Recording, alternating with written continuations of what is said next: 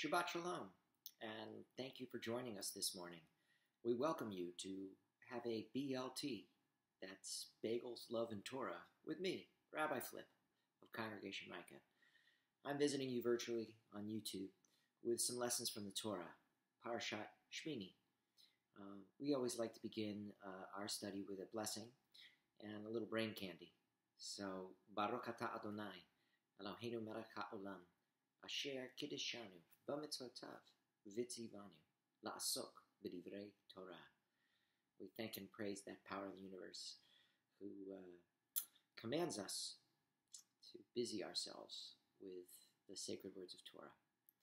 This does not come from the Torah. The first thing I share with you this morning is from Rabbi Abraham Isaac Cook. He's one of my heroes. And he writes in a section called The Moral Principles about the concept of freedom. The aspiration after freedom of thought has a good and also a bad aspect, a dimension of the holy and a dimension of the profane. The good aspect is manifested when it is directed beyond the zone of the imagination and physical lusts. Then will thought proceed on its free course and bring happiness to the individual and to society. The bad aspect is manifested when the concept of free thought precedes, according to our natural impulses, in which temperament and imagination, lustful tendencies, and all the lower elements of our animal-like selves are represented. Then free thought leads mankind to a frightful vulgarization, which is destructive of life's richness. It uproots the elements of beauty and eternity from the human soul in its individual as well as its social expression. He quotes Ecclesiastes chapter 7, verse 27. The one who pleases God shall escape from it. So, why do I start with this? Partly because in Passover we are supposed to experience a certain kind of freedom and are reminded that that freedom is tied to the responsibility, the ability to respond to accepting Torah, to recognizing our place and our ethics and finding our purpose and helping to flourish, not just ourselves, but everybody.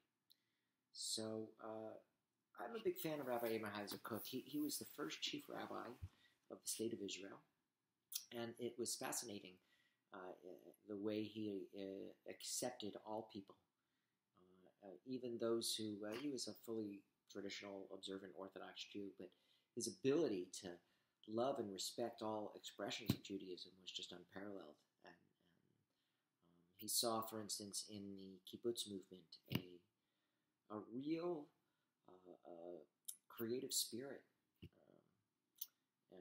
So rather than be threatened or maybe worried about people not being observant of Jewish law, he saw in each person a divine spark. So he writes many other things. The other selection that I chose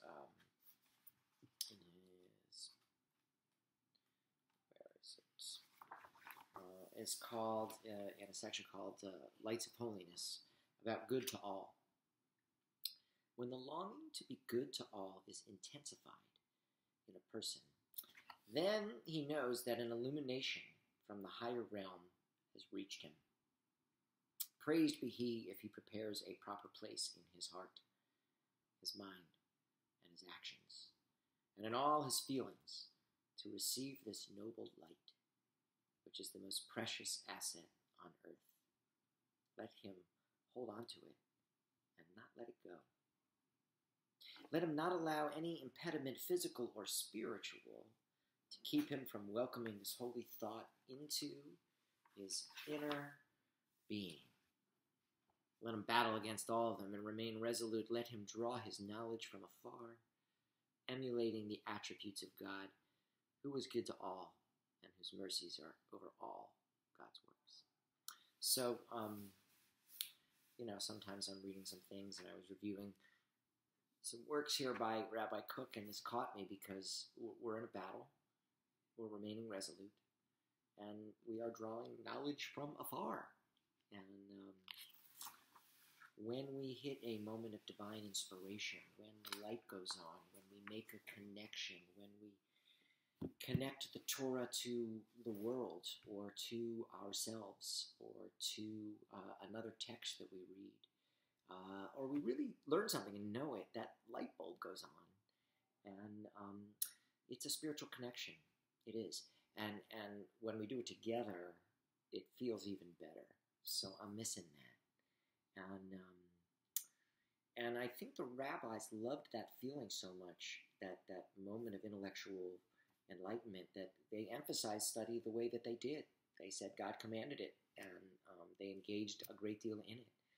And so thank you for doing this with me today. And this was just to get us started, to warm up our brains.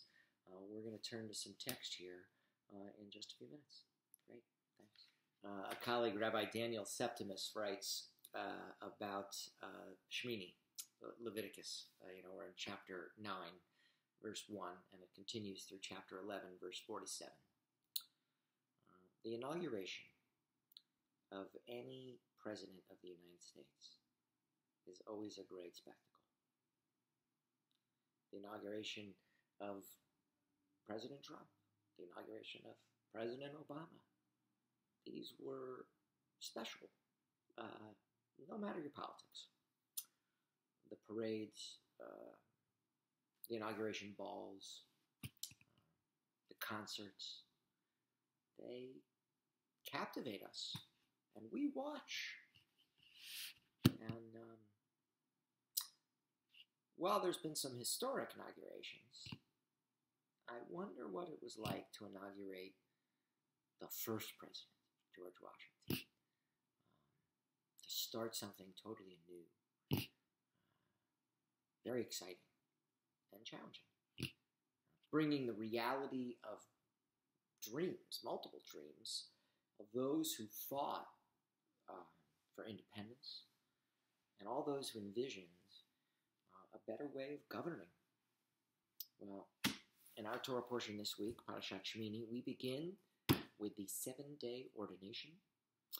It's a ceremony of Aaron and his children as they become priests in the Mishkan, the tabernacle, the sacred dwelling place of the Shekinah, God's presence, in the wilderness. And after finally being freed from slavery, the Israelites begin to see the beginnings of a worship, a system really of worship, that shows gratitude and appreciation towards the divine. But before Aaron was officially ordained, Moses asked him to perform 2 sacrifices. The first for himself, and the second for the people, to atone for their sins. And this teaches an important lesson. If a leader is to truly repent for a community's sins, then he or she must repent as well. Leaders learn to demonstrate the values they articulate. The same can be said of all leaders, whether it's religious, spiritual, political, anyone who serves in a position of authority. The Torah commands us to lead by example. And if one is to follow you, the Torah teaches that you should walk with the people, not before them, not behind them. It's an important lesson for our time. Thank you, Rabbi Septimus. Baruch hu et Adonai hamivorach.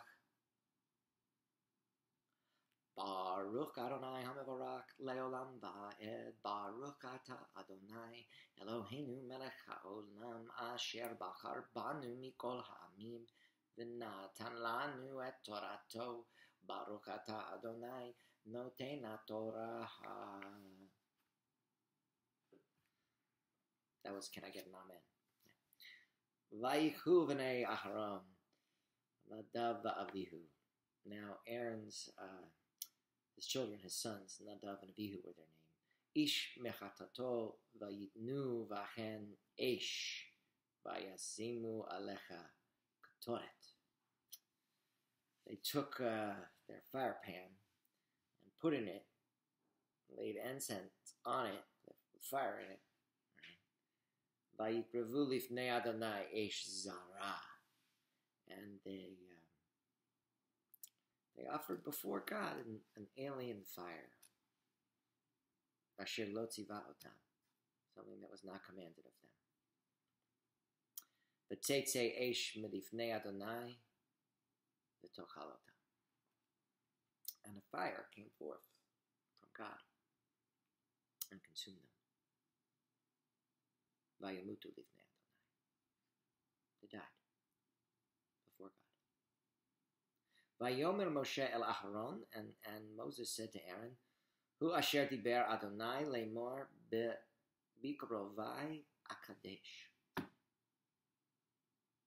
Moses said to Aaron, this is what God must have meant when he said, through those near me I shall make myself holy. I shall sanctify myself. Ve'al pnei chol ha'am ekaved.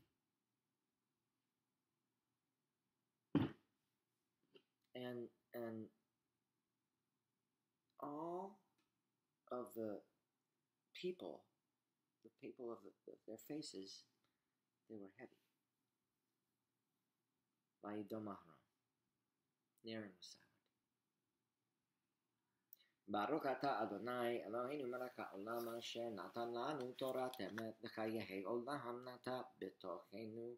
Baruch atah Adonai noten haTorah. Can I get an amen? We read in this week's Torah portion about the death of Aaron's two eldest sons, Nadav and Avihu. And, there's mourning and there's meaning. Rabbi Terry Bookman, my teacher, a mentor, he writes, Nadav and Avihu, they offered to God an alien fire which God had not enjoined upon them, and were themselves consumed by fire that came forth from God. Moses justifies God's actions, while Aaron, the spokesperson, remains silent. We do not know what this silence means. Was he unable to grieve? Was he trying to be a man, not show any emotion? Or was he in such a state of shock and denial that he could not find his voice? The Torah does not tell us. Moses instructs the younger sons of Aaron afterwards to take their brothers' places, and they immediately begin to carry out the duties of the priesthood. I'm sure with some trepidation. Business as usual resumes. Aren't we waiting for the day? Toward the end of the chapter, this is chapter 10, a mistake is made. Because the brothers do not partake of the sin offering which is their due, Moses rebukes them, and by extension their father, Aaron. And Aaron, it is only then, really, that he finds his voice. He tells his brother that he simply cannot carry out this work, showing joy at this time of loss. And Moses, the text tells us, is pleased. Why? Most of our sages say it's because Aaron connected his brother on a complicated legal matter. That's not what it is. We live in a time still of death denial, even when it's all around us. We would like death and aging and physical decay and suffering to just go away. How many times have I met with a family after a loss of a significant other, of a friend, and asked how mom and dad was going to be told. Oh, she is fine. The doctor gave him something, so she wouldn't be so upset. But death is upsetting, and bringing loved ones pain and a sense of loss, no matter at what age the deceased die. It tells us we're going to have to do without. And it changes the dynamics of our family network. It stops us in our tracks. Can we spare time to go to a funeral? Time to sit Shiva? Can we alter our lives a little for 30 days to demonstrate that we're mourners, fragile, and observe Jewish customs? Can we wear a black ribbon to remind ourselves about our loss and to show others we're hurting? All of our commentators, they disagree. But only Rabbi Samuel ben Meir, the Rashbam, he lived, his dates here are 1085 to 1158 in France. Rabbi Samuel ben Meir attributed Aaron's failure to carry out the sin offering sacrifice to his internal emotional makeup. He has Aaron saying to Moses, "Would it be pleasing in the sight of God for me to partake of the offering in joy while my heart is full of grief and sorrow?" The Rashbam has Aaron owning up to the emotions that he was prohibited from making public. Perhaps this is why Aaron is called a man of peace. In Hebrew, the word for peace comes from the root shalem, which means to be whole, like shalom. Aaron is a whole man because he's able to express his grief and his sorrow. Judaism has provided us with a profound system for helping us deal with death and loss.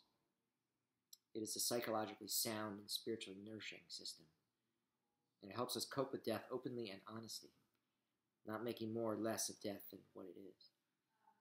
Our lives are measured not only by how we live them, but how we mourn for those who were once a part of our world. Thank you, Rabbi Bookman. A Davar Acher, another matter regarding Parashat Shmini, our Torah portion today. I wanted to share this one short text. It's from Hadrash Va'ayun. I don't know who that is. I could look it up. You could Google it if you want. It says in Masorah, in our tradition, that from the Leviticus 10:16, I'm quoting here, Moses made diligent inquiry concerning the goal of the sin offering. And the rabbis, of course, can't look past made diligent inquiry. What does that mean? So one of the principal causes of sin and violation of the Torah is rashness, the failure to make diligent inquiry before acting as to whether the action contemplated is permissible. So, great phrase, I think, for what we're all experiencing, to make diligent inquiry. It's half the Torah, writes this guy. Half the observance of the law depends upon careful deliberation before embarking on a course of action. So, we are taught always to use a lot of deliberation in our judgments, and it should be true of our actions. So think about what you do before you do. It's an element of mindfulness, and think of the repercussions. And I can't help but give the public service announcement of stay safe and stay home, and only venture out when you need to in this time of social distancing. Take advantage of programs like this or more interactive things where you can be in touch with people, because diligent inquiry has led us to believe that we should do this, and lives depend on it. So whatever your course of action and whatever you do in life, I encourage you to follow Moses and make diligent inquiry before deciding anything. The Christians say, I'm going to pray on that. That freaks us out, us Jews, but we don't have to be so freaked out. It means they're going to discern what the best thing to do. They call it discernment. And we do the same. We should be comfortable in the vocabulary and in the spiritual process. All right, more coming. Another Davar Acher regarding Parashat Shmini. Davar Acher from my teacher, Rabbi Dr. Nancy Weiner. It's called The Act of Listening. Chapter 10 of Leviticus provides us with an extraordinary example of human growth. All the beginning of the parasha, Moses exercises his leadership by overseeing the ordination of Aaron and his sons, and then supervising the sacrifices for which they are responsible. Moses' energies are focused on ensuring that the commands he received from God are followed. And when Aaron's sons offer alien fire, and they die by a fire God sends to consume them, Moses responds as a leader intent on sharing his own perspective and understanding. He takes their sudden death and turns it into an object lesson for Aaron and, by extension, for all the people. Throughout the first part of the chapter, this is chapter 10, neither Aaron nor the people challenge Moses' directives or interpretations. In the wake of the terrifying sight of his son's deaths and after hearing Moses' words, Aaron becomes silent. In silence, he hears Moses' instructions about how to mourn. In silence, he watches his son's bodies as they are removed from the sanctuary. Moses' voice continues to direct the action. And when the sacrifices are completed, Aaron does not partake of them, as God had commanded him, the high priest, to do. In anger, Moses rebukes Aaron for not following the ritual as prescribed. Here we're in verses 16 through 18. Aaron hears Moses' chastisement and realizes that Moses has made incorrect assumptions about him and his motives. Rather than respond by changing his behavior or apologizing, Aaron chooses to clarify for his brother the factors he considered when making his decision. Aaron breaks his pattern of compliance with all of Moses' directives, and he speaks. He says, "See, this day they brought their purgation offering and their burnt offering before the Eternal, and such things have befallen me. Had I eaten the sin offering today, would the Eternal have approved?" Leviticus 10:19. Aaron's words make clear that his decision not to partake of the sacrifice was not a lapse on his part. While well aware of the command, he's also faced with a dilemma.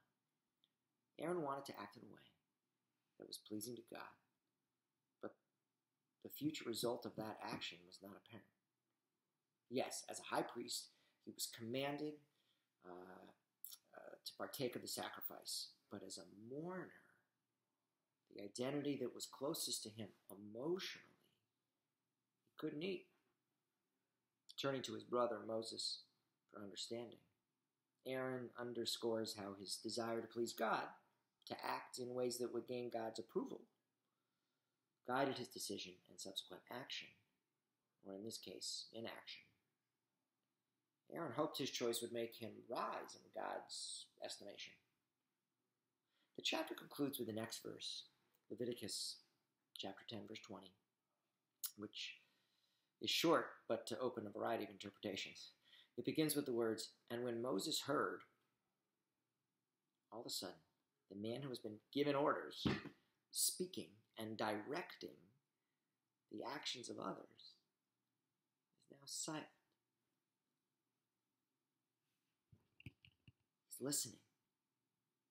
He's listening to his brother. He's listening to his brother's experience, to his brother's perspective. And through his act of listening, really listening, hearing, Moses understands that his assumptions were incorrect.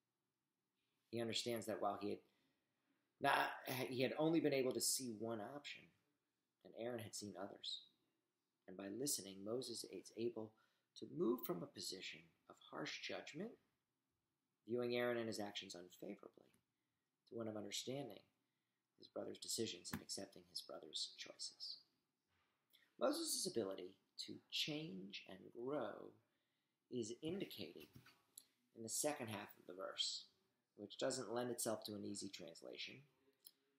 Its use of an unspecified male pronoun in the phrase "vayitav benav" can be translated as "and he," Aaron, or "it," the decision, was pleasing in Moses' sight. So he, Moses, approved of him, Aaron, or his action. He, Aaron, or the action rose in Moses' estimation. However, you translate it. Moses comes to understand his brother's behavior and motivation in a new way. And he's able to change his perspective and, with that, his emotional response as well. He not only accepts and approves what his brother did, but also changes his value judgment. Listening. really listening. It's a truly demanding and complex activity. It offers the listener an opportunity for growth. And when we truly listen to someone, when we hear not only the words, but also the importance to the speaker on an emotional level, we're transformed. By reflecting on another's words, we come face to face with who we are and the assumptions and judgments we bring with us. And like Moses, when we listen, we find that in the end, it's we who change. It's we who benefit from the opportunity to see anew someone whom we have judged harshly perhaps in the past. It is we who can move so that others and their action can rise in our estimation and find favor in our eyes. Devar Acher, another matter, a response to Rabbi Wiener's interpretation from Nancy Bosov. The dynamics described by Rabbi Wiener between the two brothers in service to God, Aaron and Moses, is indeed fascinating. It's a beautiful example of human relationships that don't seem to change much between the ages of 4 and 40. Imagine two young boys engaged in active play, within and without sets of social, cultural, and communal rules. When one of them commits a breach of these rules, he shuts down emotionally. He goes silent. He processes internally, weighing his own guilt, the scales of justice, the actions of others, and sorting out numerous layers of emotions. We witness such dynamics each and every day in schools. It is students who become silent, who both intrigue and concern teachers the most. What are they thinking? What are they feeling? If they are silently processing within themselves, when will they let us know to be their support and guide? And as educators, we hope to be able to recognize healthy processing and show appropriate support, as well as look for red flags or unhealthy processing and pleas for emotional and spiritual help. The Rambam, Maimonides, he offers two perspectives on Aaron's emotional reaction to his son's fate. First, Rambam defines Vayidom, the phrase which means, and he became silent, Leviticus 10, chapter 10, verse 3. Therefore, he writes, this means that he had cried aloud, but then he became silent. Rambam interprets the silence as a contemplative silence, not one of full acceptance, but one of struggle. In an attempt to understand the mysterious and provocative ways of God, this is a reaction of exceptional maturity, deep insightfulness, when one's emotions, spiritual depth, and great intellect worked in perfect harmony. In the example Aaron and Moses offer us, it takes just 17 lines, Leviticus chapter 10, verses 3 through 20, to resolve Aaron's silence. Aaron stands out as an incredible leader, a wise man, and strong, thoughtful parent. Who knows what one's emotional reaction might be at such sudden and shocking traumatic event as the death of not one, but two children, caused, in fact, by the God one has served so vigorously one's entire life. Surely there are few greater emotional stresses and conflicts a human being may live through and still continue to function. Aaron is an exceptional model of human strength. May we draw strength from Aaron. We say in our tradition, Hazak, Hazak, Vanit, Hazek. We haven't completed a book, nor have we completed this particular Torah study. But be strong, and we shall be strengthened. So I'm sending you strength. May you go from strength to strength, and like Aaron, be stronger from this experience of the pandemic.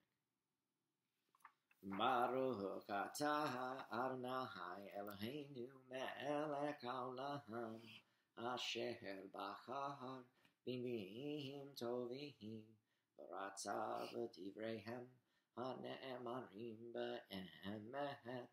Baruch atah Adonai abocher b'torah Moshe Abdoho, Israel Amoho, Uv'nbi'ei ha'emet b'tzedek. Our Torah portion and our Haftorah, they both report tragic incidents involving the tabernacle and the ark, respectively. And both portions raise questions. Why did Nadav and Abihu die? And what was Uzzah's transgression? So, 2 Samuel chapter 6, verse 1 to chapter 7, verse 17. David here is at war with the Philistines and had ended in victory for Israel. And now, with peace reigning at last, the king wanted the long-exiled Ark of the Covenant brought to Jerusalem. And this symbolic act was to give the tribal confederacy a religious center and was meant to unite it into a nation with secular and religious capital. It happened on the early part of the 10th century before the Common Era, and I'm going to share with you the Haftorah for Shmini. Once more, David brought together Israel's best men, 30,000 in all. Then David and all the people with him went up from Baalei Judah to take up from the ark of the God, on which is written the name God of heaven's hosts, enthroned on the cherubim. They put the ark of God on a new cart and took it out to the house of Abinadab and the hill. Uzzah and Achio, Aminadab's sons, drove the new cart. And as they brought it out to Abinadab's house on the hill with the ark of God on it, Achio was walking in front of the ark, while David and the rest of the Israelites were dancing before God to the sound of all kinds of instruments of cedar wood and harps and lyres and tambourines and rattles and cymbals. It was a parade.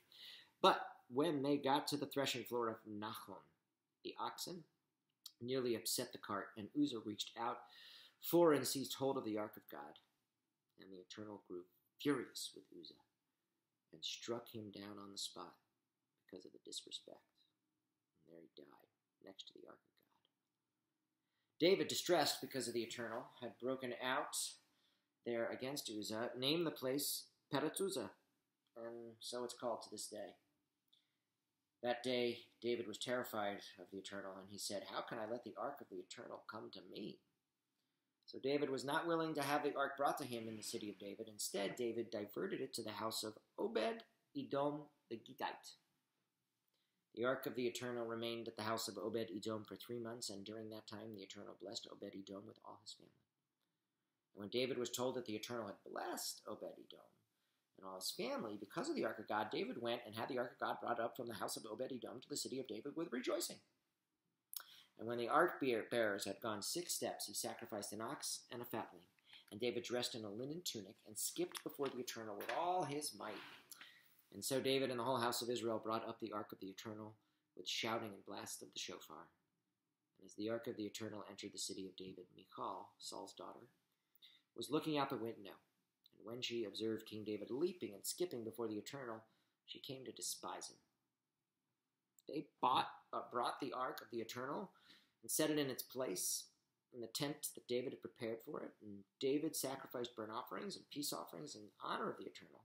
And when David was done with the offerings, he blessed the people in the name of God's heavens of hosts. And he distributed to every one of them large numbers of Israelites, men and women, alike a loaf of bread, fruitcake, and a flask of wine. And the people returned to their homes. When David went home to greet his household, Michal, Saul's daughter, went out to greet him, and she said, "The king of Israel really honored himself today. He showed himself off before every slave girl like an empty-headed lout." David answered Michal, "Before the Eternal, who chose me over your father and all his family to be leader of Israel, the people of the Eternal, I shall dance. I shall dance and dishonor myself even more, and lower myself even more, and yet I shall be honored by those slave girls you were talking about." And Michal, Saul's daughter, never bore a child till the day she died. And when the king had settled in his palace and the Eternal had made him safe from his enemies in the surrounding countries, the king said to Nathan the prophet, "Look now, I have a cedar palace, while the ark of the Eternal stays in a tent." And Nathan said to the king, "The Eternal is with you. Do all that is in your heart." And that night, however, the word of the Eternal came to Nathan in a dream. "Go tell my servant David, it is you who shall build me a temple to dwell in. I have I've had a temple from the time I brought the people of Israel up out of Egypt to this day. I have moved about in a tent and a tabernacle. In all my wanderings with the people of Israel, have I ever said a word of complaint to any of the leaders I have appointed to take care of my people Israel, that they did not build me a cedar temple? And say this too to my servant David. Thus says the eternal heavens of hosts, I took you from the pasture, from following the flock, to be leader of my people Israel. I have been with you wherever you have gone, and cut down all your enemies for you, and I will make your name great, like that of the greatest on earth. And I am establishing a secure place for my people Israel, and planting them there, so that they can live without having to be afraid. Nor shall evildoers oppress them, as they've been doing, ever since I appointed leaders over my people Israel to defend them. But I make you safe from all your enemies, and the Eternal guarantees you to build your house. For when your days are done, and you sleep with the ancestors, I will appoint your child, your offspring, to succeed you, and establish his kingdom. He is the one who shall build the temple for me, and I will establish his royal throne for eternity. I will be parent to him, and he shall be a child to me, so that when he does wrong, I will punish him with the rod I apply to human beings, with the afflictions of mortals. But my steadfast love will never go away from him, as I took it away from Saul when I removed him in your favor. Your house and your kingdom shall always be secure. Your throne shall be set firm for all time. In accordance with all these words, and in accordance with this entire vision, so did Nathan transmit it all to David. Let's talk just a little bit about the death of Uzzah, if we could. Here we have a text that reads, while in the Sidra, the deaths of Nadav and Abihu can be explained by ritual violation, which they committed. They brought that strange fire to the altar from the Torah portion. There's no explanation here in the tale of Uzzah, right? After all, the text seems to say he tried to steady the ark, to keep it from falling. His intent was noble, and anyone else would likely have done the same thing. Why then the extreme reaction from God? Rashi's cryptic comment refers to a passage in the Talmud that tries to explain Uzzah's transgression. And there we read first of how all the ark was carried across the Jordan at the time of the invasion. And the priests carried the ark and stood in the middle of the Jordan until the people had crossed over, and then they resumed their place at the head of the train. So how is this accomplished? Because of a miracle. The ark floated across, carrying its porters, and not the other way around. The meaning of this tale is simple. When God wants to protect the ark, no human hand is necessary to steady it. Uzzah sinned because he lacked confidence in the efficacy of divine help. Such is the traditional interpretation, which Rashi supports. At the same time, Rabbi Yochanan, while he considered Uzzah's action a transgression, nonetheless asserted that Uzzah was accompanying the ark, and the ark is eternal. He would partake of eternal life, which is to say that Uzzah died prematurely only to be granted immortality. These discussions reveal the trouble that tradition has with the text. When all said and done, the divine action, which the text says it was, remained inexplicable. The Talmud even goes on to say that God's anger, as we saw in the chapter, wasn't really anger at all. It does not explain just what it was, though. In our view, the progressive Jewish movement, the explanation is really less complicated. The celebration was in full swing, the joy was immense, and suddenly the man who guided the cart fell down dead. Death is all too often inexplicable, and sudden death especially so.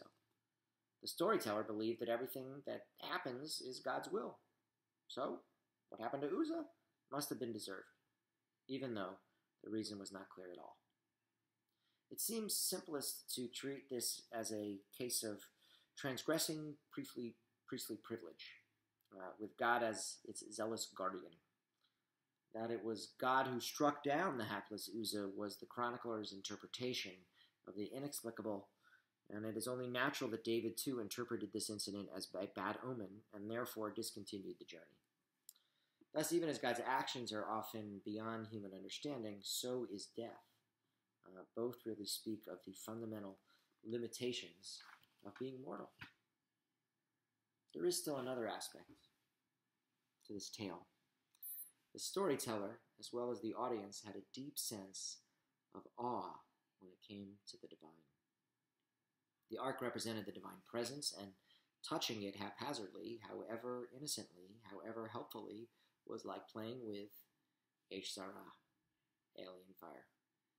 In Hebrew, this awe is expressed through the word fear, fear of God. But it's not just fear, it's reverence. Another dimension is the meaning between the divine, the meeting between the divine and the human. Uzzah was seen to have trespassed on the line of demarcation. And maybe there's just some lines we're not supposed to cross. The Talmud treats him as an Edomite, and he reminds us of this prescription in the Torah. You shall not think badly of the Edomite, for he is your brother. He was rewarded by many offspring. He had 8 sons, whose wives each gave birth to sextuplets. Oh, this is Obed Edom. But others treat him as a pious Levite who lit the lamp twice a day before the ark. Random texts in our tradition, all commenting, and we add our voices to them as well. Our Haftarah ends with a blessing. Baruch Lokataha Adonai Eloheinu Me'elech ha'olam Sur kol ha'olamihim Tzadik b'chol hadorohot Ha'el ha'ne'emahan Ha'omer ve'oseh Ha'medaber mekayehem Shekol devarahav emer v'tzedek Al ha'torah V'al ha'avodah V'al ha'neviim V'al yom ha'shabbat hazeh Shenatata lanu Adonai Eloheinu L'kedusha v'limnucha Lekavod ultifaret Al hakol Adonai Eloheinu Anaknu modim lach Umavarachim otach Yiparak shimcha B'fi kol chai Tamid le'olam ba'ehed Baruch ata Adonai Mekadesh HaShabbat